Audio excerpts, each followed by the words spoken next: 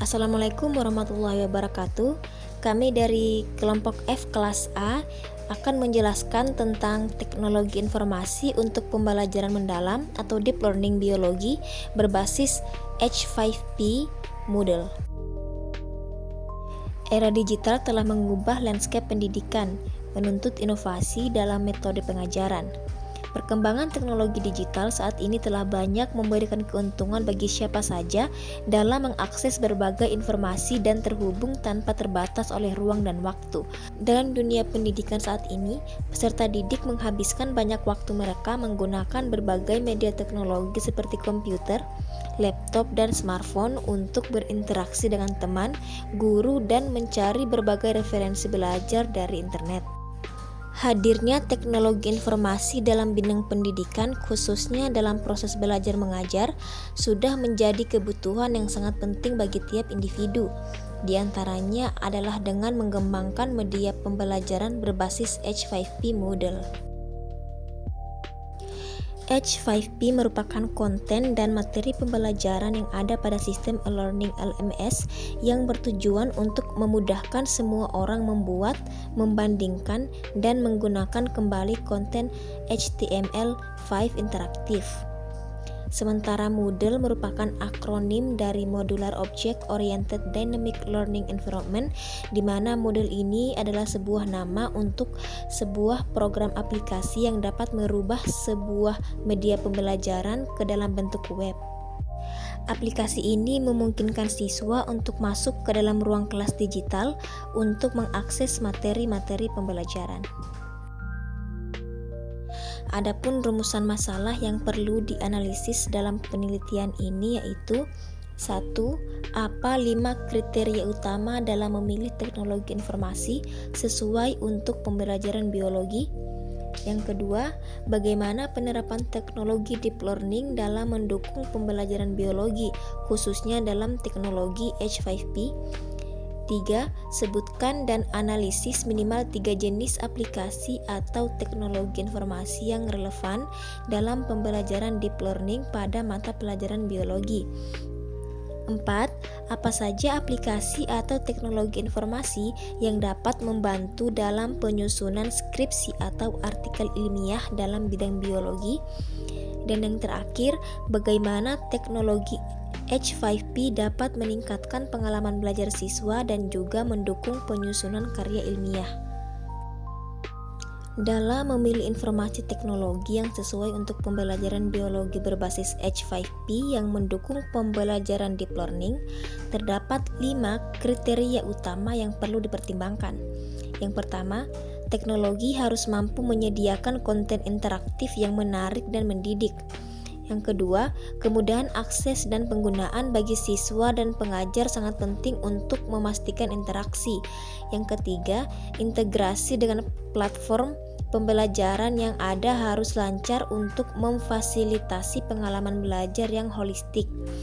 Yang keempat, kemampuan menganalisis data dan memberikan umpan balik yang konstruktif kepada siswa sangat diperlukan untuk mendukung proses pembelajaran. Yang terakhir, teknis dan pembaruan berkala dari penyedia teknologi juga menjadi faktor penting untuk memastikan keberlangsungan dan efektivitas penggunaan teknologi tersebut. Dalam konteks pembelajaran biologi berbasis H5P yang mendukung deep learning, kelima kriteria tersebut saling berkaitan dan berkontribusi pada pencapaian tujuan pembelajaran yang lebih baik. Yang pertama, konten interaktif. Teknologi harus mampu menyediakan berbagai jenis konten interaktif seperti kuis, simulasi, dan video yang dapat meningkatkan pemahaman siswa terhadap konsep-konsep biologi yang kompleks. Yang kedua, kemudahan akses. Aksesibilitas menjadi kunci, di mana teknologi harus dapat diakses oleh semua siswa tanpa hambatan, baik dari segi perangkat maupun koneksi internet. Yang ketiga, integrasi platform. Teknologi yang dipilih harus dapat terintegrasi dengan sistem manajemen pembelajaran yang sudah ada, sehingga memudahkan pengajar dalam mengelola materi dan penilaian. Keempat, analisis data. Kemampuan untuk mengumpulkan dan menganalisis data belajar siswa memungkinkan pengajaran untuk memberikan umpan balik yang tepat dan menyesuaikan metode pengajaran sesuai dengan kebutuhan siswa. Yang kelima, dukungan teknis. Penyedia teknologi harus menawarkan dukungan teknis yang memadai dan melakukan pembaruan secara berkala untuk memastikan bahwa teknologi tetap relevan dan efektif dalam mendukung pembelajaran. Penerapan teknologi H5P dalam Moodle untuk mendukung pembelajaran deep learning materi biologi dapat meningkatkan interaktivitas, personalisasi, dan efektivitas pembelajaran. Berikut adalah beberapa cara H5P Moodle dapat digunakan untuk mendukung pembelajaran biologi dengan memanfaatkan teknologi deep learning. 1. Konten interaktif yang dipersonalisasi. H5P di Moodle dapat digunakan untuk membuat konten interaktif seperti kuis, video, dan simulasi yang disesuaikan dengan kebutuhan siswa. Contoh, jika siswa kesulitan memahami konsep fotosintesis, Moodle dapat merekomendasikan modul H5P yang berisi animasi interaktif atau kuis yang lebih mendalam. 2. Kuis dan umpan balik cerdas. H5P di Moodle dapat digunakan untuk membuat kuis interaktif yang dilengkapi dengan umpan balik cerdas berbasis deep learning. Contohnya, jika siswa salah menjawab pertanyaan tentang siklus Krebs, sistem dapat memberikan penjelasan visual atau video tentang proses tersebut. 3. Analisis gambar dan video. Deep learning dapat diintegrasikan dengan H5P di Moodle untuk menganalisis gambar atau video biologi seperti struktur sel, organisme, atau proses biologis. Siswa dapat mengunggah gambar dan mendapatkan analisis otomatis. Contohnya, siswa mengunggah gambar sel hewan dan sistem memberikan label otomatis untuk bagian-bagian sel. 4. Simulasi dan pemodelan interaktif. H5P di Moodle dapat digunakan untuk membuat simulasi biologi yang interaktif dan realistis. Contohnya, simulasi interaktif tentang bagaimana perubahan lingkungan memengaruhi populasi suatu spesies. 5. Pengenalan suara dan bahasa alami.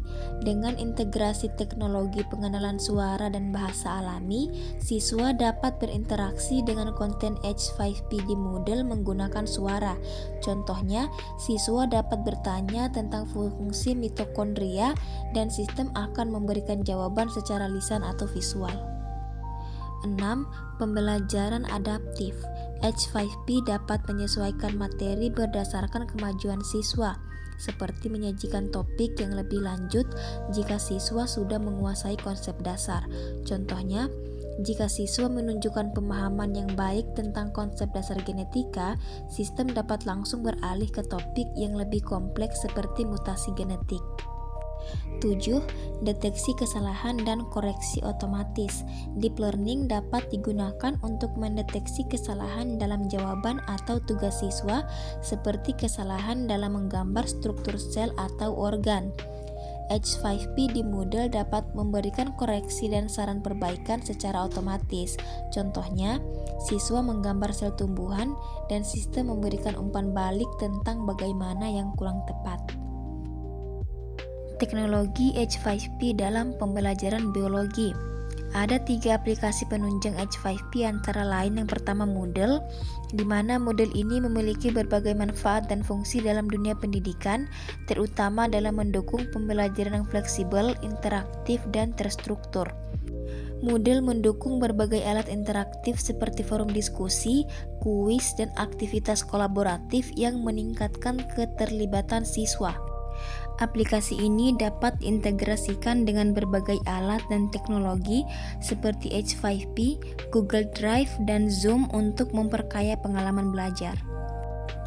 Berikut adalah penjelasan yang lebih terperinci dan diperjelas mengenai langkah-langkah menggunakan Moodle dari instalasi hingga penggunaan sehari-hari.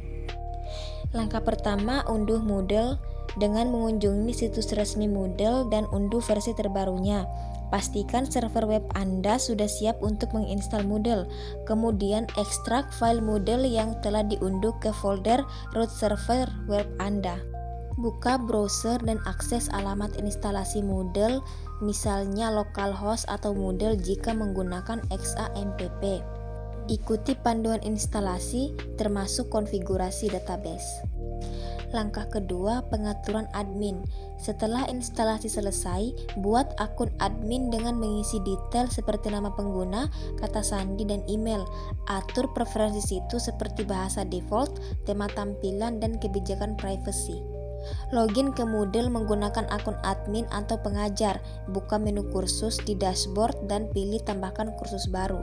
Masukkan informasi dasar kursus seperti nama kursus, deskripsi singkat, dan kategori kursus, misalnya biologi. Kemudian pilih format kursus seperti format topik atau format mingguan. Langkah ketiga, aktifkan mode edit. Di halaman kursus, klik tombol aktifkan mode edit di pojok kanan atas untuk mengedit konten kursus. Klik tambahkan aktivitas atau sumber daya di setiap bagian kursus. Pilih jenis sumber daya seperti file, URL, atau buku. Integrasikan H5P untuk membuat konten interaktif seperti kuis, presentasi, atau video interaktif.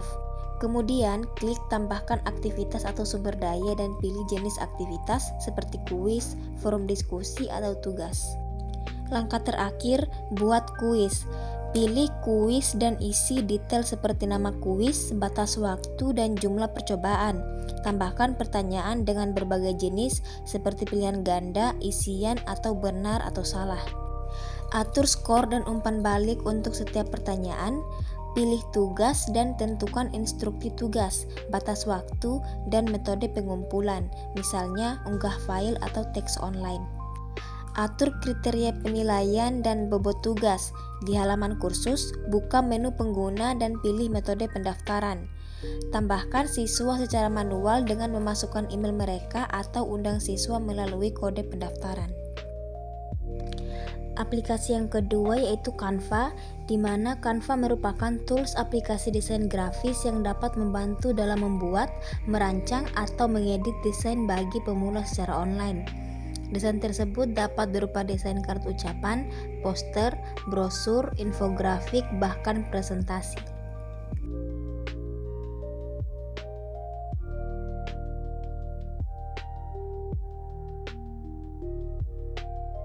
Langkah pertama yaitu sign up ke Canva dengan login di www.canva.com, di mana ada beberapa cara untuk sign up di Canva menggunakan Facebook, Gmail, maupun registrasi dengan mengisi data pribadi untuk membuat akun Canva. Langkah kedua yaitu memilih kebutuhan. Canva menyediakan berbagai pilihan seperti presentation, video, Instagram post, dan lain-lain. Dalam pengabdian ini, pengguna diarahkan untuk memilih presentasi untuk membuat presentasi bahan ajar. Ketiga, pilih lembar kosong atau template. Di sini terdapat lembar kerja kosong yang merupakan area desain. Lembar ini memungkinkan pengguna untuk mendesain template sesuai dengan keinginannya. Langkah selanjutnya yaitu menggunakan fitur-fitur Canva. Canva memiliki banyak fitur yang memudahkan pengguna untuk mendesain, dalam hal ini membuat bahan ajar. Langkah terakhir yaitu menyimpan hasil. Canva juga memiliki fungsi autosave sehingga pengguna tidak perlu khawatir ketika lupa menyimpan desain yang sudah dikerjakannya. Selain itu ada juga fungsi bagikan, unduh, dan tampilkan. Aplikasi ketiga yaitu Stornoway.io. Stornoway.io adalah platform inovatif yang memungkinkan pengguna untuk membuat pengalaman interaktif berbasis video dan multimedia, memberikan manfaat signifikan dalam berbagai konteks termasuk pendidikan, pemasaran, dan storytelling. Salah satu manfaat utama Stornoway.io adalah kemampuannya untuk menciptakan konten interaktif yang memungkinkan audiens untuk terlibat secara langsung dengan materi, seperti memilih jalur cerita atau menjawab pertanyaan yang meningkatkan keterlibatan dan retensi informasi. Adapun langkah-langkah tutorial untuk menggunakan stornoway.io dalam membuat pengalaman interaktif berbasis video, di mana yang pertama itu mengunjungi situs web stornoway.io dengan mengklik pada tombol sign up untuk membuat akun baru. Isi informasi yang diperlukan seperti nama, email, dan kata sandi. Setelah mendaftar, periksa email Anda untuk mengkonfirmasi akun dan kemudian masuk ke stornoway.io. Langkah kedua, setelah masuk, Anda akan diarahkan ke dashboard. Klik pada tombol Create New Project untuk memulai proyek baru. Beri nama proyek Anda dan pilih template yang sesuai jika tersedia. Anda juga dapat memilih untuk memulai dari awal. Langkah 3, di dalam proyek Anda akan melihat opsi untuk menambahkan berbagai jenis konten. Klik pada Add Scene untuk membuat adegan baru. Pilih jenis konten yang ingin Anda tambahkan seperti video, gambar, teks, atau elemen interaktif lainnya. Unggah video atau gambar yang ingin Anda gunakan atau pilih dari pustaka yang tersedia. Anda juga dapat menambahkan teks untuk menjelaskan atau memberikan konteks pada konten. Langkah 4, setelah menambahkan konten, Anda dapat membuat interaksi dengan mengklik elemen yang ingin Anda tambahkan interaksi. Pilih jenis interaksi seperti choice, di mana audiens dapat memilih jalur cerita, atau question untuk menguji pemahaman mereka. Atur opsi interaksi seperti jawaban yang benar dan umpan balik yang akan diberikan kepada audiens setelah mereka membuat pilihan. Langkah 5, gunakan fitur link untuk menghubungkan adegan satu dengan yang lainnya. Ini memungkinkan audiens untuk berpindah antara berbagai jalur cerita berdasarkan pilihan mereka. Pastikan untuk mengatur alur cerita dengan logis sehingga audiens dapat mengikuti narasi dengan mudah. Langkah ke-6, setelah selesai menambahkan konten dan interaksi, klik tombol save untuk menyimpan proyek Anda. Jika Anda siap untuk mempublikasikan proyek, klik pada tombol publish. Anda akan diberikan opsi untuk membagikan proyek melalui tautan atau menyematkannya di situs web lain. Langkah ke-7, setelah proyek dipublikasikan dan audiens mulai berinteraksi, Anda dapat melacak analisis interaksi melalui dashboard stornoway.io. Gunakan data ini untuk memahami bagaimana audiens berinteraksi dengan konten Anda dan untuk melakukan perbaikan di masa mendatang. Langkah terakhir, jika Anda perlu melakukan perubahan, kembali ke proyek Anda di dashboard dan klik edit. Lakukan perubahan yang diperlukan, lalu simpan dan publikasikan kembali jika diperlukan. Teknologi informasi yang dapat membantu dalam penyusunan skripsi dan artikel ilmiah. Terdapat 4 aplikasi dalam teknologi gamifikasi yang dapat membantu memfasilitasi penyusunan skripsi dan artikel, antara lain yang pertama, Microsoft Word. Fungsi utama dari aplikasi ini yaitu membantu pengguna menyelesaikan pekerjaan yang berkaitan dengan kata, teks, dokumen, surat menyurat, dan lain sebagainya. Adapun langkah-langkah dalam penggunaan aplikasi Microsoft Word yaitu: langkah pertama, membuka Microsoft Word melalui menu Start di Windows. Klik tombol Start, ikon Windows di pojok kiri bawah layar. Ketik Word di kotak pencarian, kemudian klik aplikasi Microsoft Word yang muncul. Klik 2 kali ikon Microsoft Word di desktop Anda. Langkah kedua, membuat dokumen baru. Setelah Microsoft Word terbuka, klik dokumen kosong yang ada pada layar awal. Anda juga dapat memilih template yang tersedia jika Anda ingin membuat dokumen dengan format tertentu. Selanjutnya, klik di area kerja lembar putih di tengah layar dan mulailah mengetik. Langkah keempat yaitu pemformatan teks. Pilih teks yang ingin Anda format dengan mengklik dan menyeret kursor mouse di atasnya. Gunakan tab beranda di bagian atas layar untuk memformat teks, seperti mengubah font jenis huruf dan ukuran font, membuat teks tebal, miring, atau bergaris bawah, mengubah warna teks, mengatur perataan teks seperti rata kiri, tengah, kanan, atau rata penuh, dan mengatur jarak antar baris. Langkah kelima, pemeriksaan ejaan dan tata bahasa. Word secara otomatis memeriksa ejaan dan tata bahasa. Kata-kata yang salah eja akan digarisbawahi dengan warna merah dan kesalahan tata bahasa akan digarisbawahi dengan warna biru. Klik kanan pada kata yang digarisbawahi untuk melihat saran perbaikan. Langkah 6, menyisipkan elemen. Yang pertama, menyisipkan gambar. Buka tab Sisipkan. Klik gambar dan pilih gambar dari komputer Anda. Anda juga dapat menyisipkan gambar secara online dengan memilih opsi gambar online.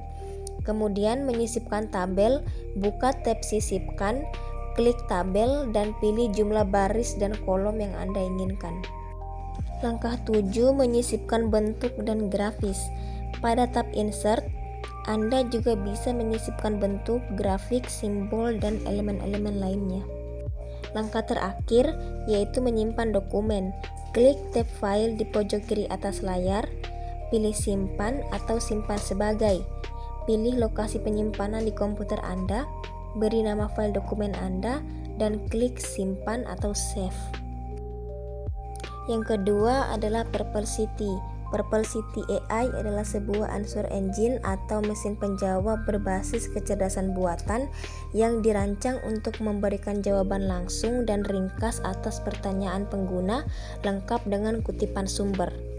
Adapun langkah-langkah dalam penggunaan aplikasi Perplexity yaitu: langkah pertama, akses Perplexity AI dengan membuka situs web www.perplexity.ai melalui Google atau Chrome Anda. Anda dapat menggunakannya tanpa mendaftar, tetapi mendaftar akun gratis memungkinkan Anda menyimpan riwayat pencarian dan menggunakan fitur lainnya. Langkah kedua, ajukan pertanyaan yang jelas dan spesifik. Alih-alih pertanyaan umum, coba ajukan pertanyaan yang lebih terarah terkait topik penelitian Anda. Contohnya, apa saja penelitian terbaru tentang efektivitas terapi kognitif, perilaku untuk mengatasi kecemasan sosial, atau temukan artikel jurnal yang membahas dampak perubahan iklim terhadap keanekaragaman hayati di Indonesia, dan juga pertanyaan-pertanyaan lainnya. Langkah ketiga, manfaatkan fitur fokus. Sebelum atau sesudah mengajukan pertanyaan, klik tombol fokus di bawah kotak pencarian. Pilih opsi akademik untuk memprioritaskan hasil dari makalah penelitian, jurnal, dan sumber-sumber ilmiah lainnya. Anda juga dapat memilih fokus lain jika relevan, misalnya Wikipedia untuk pemahaman dasar atau YouTube untuk penjelasan visual. Langkah keempat, gunakan bahasa percakapan. Anda tidak perlu menggunakan istilah pencarian yang rumit. Ajukan pertanyaan seperti Anda sedang berbicara. Langkah kelima, periksa jawaban dan kutipan sumber. Perplexity akan memberikan jawaban ringkas yang didukung oleh kutipan berupa angka. Klik angka-angka tersebut untuk melihat sumber asli. Jika sumbernya adalah artikel jurnal, Anda dapat mengklik tautan tersebut untuk mengakses abstrak atau bahkan teks lengkap. Langkah keenam, ajukan pertanyaan lanjutan. Jika jawaban awal belum memuaskan, ajukan pertanyaan lanjutan untuk mempersempit pencarian atau menggali aspek yang berbeda dari topik tersebut. Perplexity akan mengingat konteks percakapan sebelumnya. Langkah ketujuh, gunakan fitur Deep Research jika berlangganan. Untuk pertanyaan yang memerlukan analisis mendalam, aktifkan mode Deep Research sebelum mengajukan pertanyaan. Ini akan memberikan laporan yang lebih komprehensif dengan lebih banyak sumber. Langkah ke-8, unggah file PDF jika relevan. Jika Anda memiliki artikel jurnal atau makalah penelitian yang relevan, Anda dapat mengunggahnya ke Perplexity dan mengajukan pertanyaan spesifik tentang isinya. Ini berguna untuk merangkum artikel, menemukan informasi spesifik, atau mengidentifikasi artikel terkait. Langkah terakhir, manfaatkan Space jika berlangganan.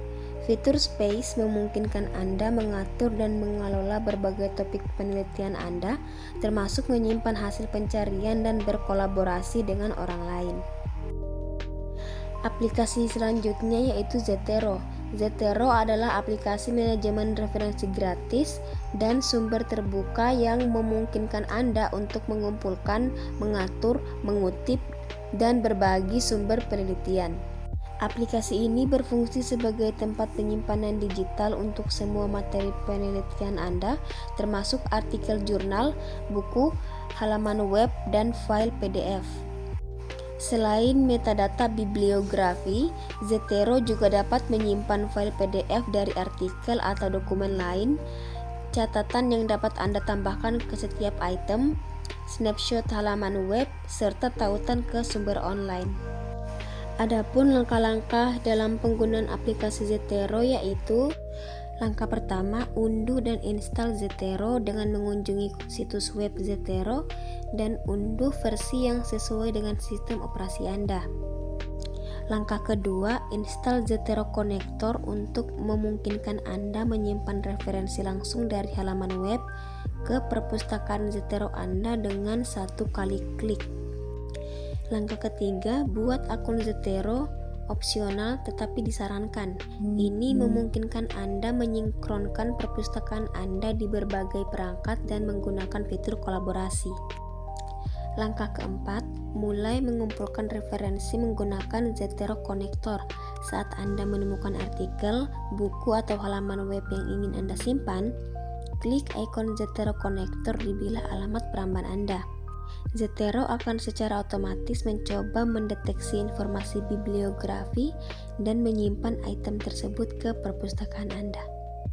Langkah kelima, mengelola referensi. Buat koleksi dan subkoleksi untuk mengelompokkan referensi Anda berdasarkan topik atau proyek. Seret dan lepaskan item ke dalam koleksi yang sesuai. Langkah 6, mengutip dalam dokumen dengan menginstal add-in word processor. Saat Anda menulis dokumen Anda, gunakan add-in Zotero untuk menyisipkan kutipan dalam teks. Biasanya ada tombol add atau edit citation di tab Zotero pada pengolah kata Anda. Langkah 7, sinkronisasi dan kolaborasi. Pastikan sinkronisasi diaktifkan di preferensi Zotero untuk menjaga perpustakaan Anda tetap terbaru di semua perangkat yang terhubung. Aplikasi selanjutnya yaitu Grammarly. Grammarly adalah aplikasi atau ekstensi untuk browser yang memeriksa tata bahasa, ejaan, plagiarisme, dan lainnya secara langsung. Adapun langkah-langkah dalam penggunaan aplikasi Grammarly yaitu: langkah pertama yaitu membuat akun Grammarly dengan masuk ke website www.grammarly.com. Lalu masuk menggunakan email pribadi, password, dan nama. Setelah itu, pengguna akan mendapatkan sebuah email yang berisi 6 digit kode untuk memvalidasi email pengguna, memilih kebutuhan penulisan, dan menjawab beberapa pertanyaan tentang tim yang bersifat opsional. Langkah selanjutnya, peserta bisa mengunggah atau menyalin tulisan mereka ke Grammarly dan secara otomatis Grammarly akan memberitahukan letak kesalahan dan di mana kalimat yang panjang bisa dipersingkat. Langkah terakhir, peserta juga bisa membuka Grammarly lewat ponsel atau mengunduh aplikasi keyboard Grammarly yang bisa langsung mengecek segala kesalahan dalam penulisan. Teknologi H5P dalam meningkatkan pengalaman belajar siswa dan juga mendukung penyusunan karya ilmiah. Yang pertama, peningkatan pengalaman belajar siswa. 1. Interaktivitas konten. H5P memungkinkan pembuatan konten interaktif seperti kuis, teka-teki silang, dan video interaktif yang membuat pembelajaran lebih menarik. Kedua, aksesibilitas. Konten H5P sepenuhnya responsif dan dapat diakses di berbagai perangkat, sehingga siswa dapat belajar kapan saja dan di mana saja. 3. Umpan balik instan. H5P memberikan umpan balik langsung kepada siswa melalui penghargaan seperti rencana dan poin yang meningkatkan motivasi dan keterlibatan. 4. Pengalaman pembelajaran yang dipersonalisasi. Dengan fitur seperti pembelajaran adaptif, siswa dapat menyesuaikan pengalaman belajar mereka sesuai dengan kebutuhan dan kecepatan masing-masing. 5. Integrasi dengan LMS. H5P mudah diintegrasikan dengan platform seperti Moodle, menggunakan pendidik untuk mengelola konten interaktif dengan mudah. Yang kedua, dukungan untuk penyusunan karya ilmiah. 1. Pembuatan konten yang menarik. H5P memungkinkan pembuat konten untuk menyajikan materi dengan cara yang lebih menarik yang dapat meningkatkan pemahaman dan retensi informasi. 2. Fleksibilitas dalam penyesuaian. Pembuat konten dapat memodifikasi template yang ada atau membuat konten baru dari awal sesuai dengan kebutuhan spesifik audiens. 3. Analitik dan pelacakan kemajuan. Fitur analitik H5P memungkinkan pendidik untuk melacak kemajuan siswa. Adapun kesimpulan dari topik yang kami angkat yaitu pemanfaatan teknologi informasi seperti H5P Moodle, Canva, dan Stornoway.io menjadi krusial untuk meningkatkan pemahaman siswa melalui konten interaktif, personalisasi, dan analisis data.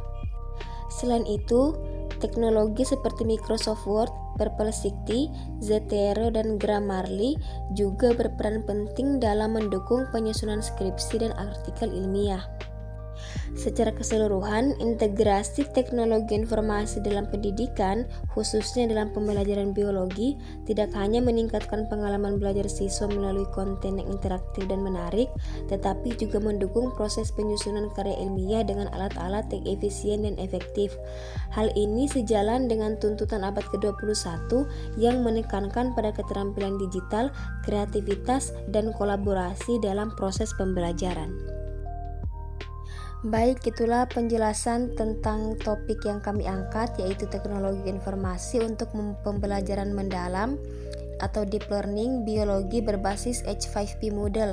Lebih dan kurangnya mohon dimaafkan. Wassalamualaikum warahmatullahi wabarakatuh.